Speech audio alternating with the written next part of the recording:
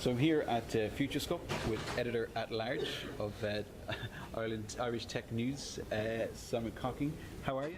Good, thanks. Yeah, thanks very much. It's great to have you here. First of all, you were inside listening to Mark Little's talk as well. Yeah. I was there too. Very interesting talk. A lot of relevant things for somebody like yourself. Yeah, both of us, yeah. What did you take from it? That we're in a time where you can't just make lazy assertions. You have to actually think about why you want to say the things you have and back it up with facts. And, we're in a time where, obviously, when the president says it's full fake news, it's because he doesn't like what he hears, So, and as Mark said, subscriptions to the other papers are going up. And, maybe it's tricky, but I think, we're in a time of people are unsure about the future. There's a lot of uncertainty. So because of that, I think in 5 to 10 years, we'll look back at this as not quite the Luddites, but this time where people were unsure about the future and therefore they went for the guy that was giving them the promises, Absolutely, yeah. As somebody like you who's a content provider that people can log on, to hear the stuff, read the stuff, how important is it for you to make sure that you're constantly looking at how news is changing, how people get news, those kind of things as well? Yeah, so I guess we look at we're looking at the data, and so as much as everyone else, we look at the stats. One, to see what pieces do well, to see what time of day they do well, who's reading it. It's partly we do more about China and India because without even trying to, we were getting views in those countries. So the data leads it. I guess equally, if you're maybe asking in terms of the veracity of the stories as well, that's the thing that you do have to try and make sure that things aren't too good to be true. I guess even if people picture stories and they have 1 million followers and they're following 10, then we have tools to see, well, how many of them are fake and stuff. So, it's an interesting time, this post-truth time. At the same time as, in theory, we can assess more accurately in near real time if someone says something that's true or not true. So, in many ways, that's what I'm saying.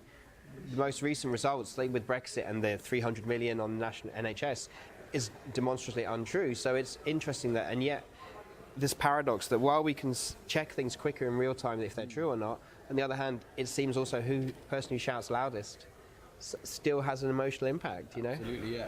And how do companies balance that with the business model? Because it's great to provide content, and it's all very good, but you got to make money from it. You got to pay journalists, you got to pay yourself, etc. So the temptation to go after clicks is always there. So how do you balance that and make sure that it's good news, good content that people can use, but also business? Yeah. So I think this is where, this is a future conference, but at the same time, this is where there's still a value for humans and human curation. So we have spoken with the Mashables and people like that, and we know that some of those organizations, the titles are generated by SEO. So you're almost writing by a plug and play, where if I have this word, and this word in sequence, it's statistically going to demonstrate, bring views. So we don't want to be that far down the clickbait spectrum. Basically, I guess if there's a clickbait spectrum, where dog has sex, people look at it, yeah? But on the other hand, we still have to mentor and feedback our writers when the titles are boring too. Because I get them to say, look at what you choose to read, and would you choose to read that? And if you wouldn't choose to read that, and if you give us a really terse conference report, you've got to move beyond that. And so without being clickbaity, you've still got to be engaging, because eyeballs is competitive and everybody's looking. It's competitive on what you do. So we're still in that. It's still, content has to be appealing for us in the first place, but at the same time, it's got to still be valuable. And then you were saying about monetization, so absolutely, and this is the big question. And so big question for news. Yeah, look, print as well. So I guess the interesting thing is that we can move faster, we can move in real time, we can change, and in many ways it's a bit like the music industry, I think now.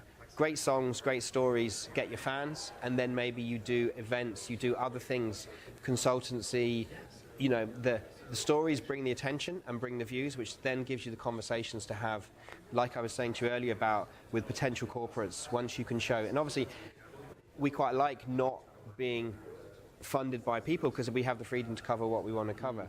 But at the same time, everyone needs sponsorship, and by having shown that we're getting the interest, people are more interested in putting the money in terms of advertising within the limits of how we want to take money. Absolutely, yeah. You know? So on that point, if people want to find out more about Irish Tech News, what you do and read all about it, how do they do it? So the best way is obviously the website, which is irishtechnews.ie, and then also we're very active on Twitter. So say I'm Simon Cocking, you'll find me on Twitter, and generally between LinkedIn, Facebook and Twitter, if you look for it, you'll find us there. So yeah, thank you. Fantastic. Simon, Thanks a lot. Very much. Ta.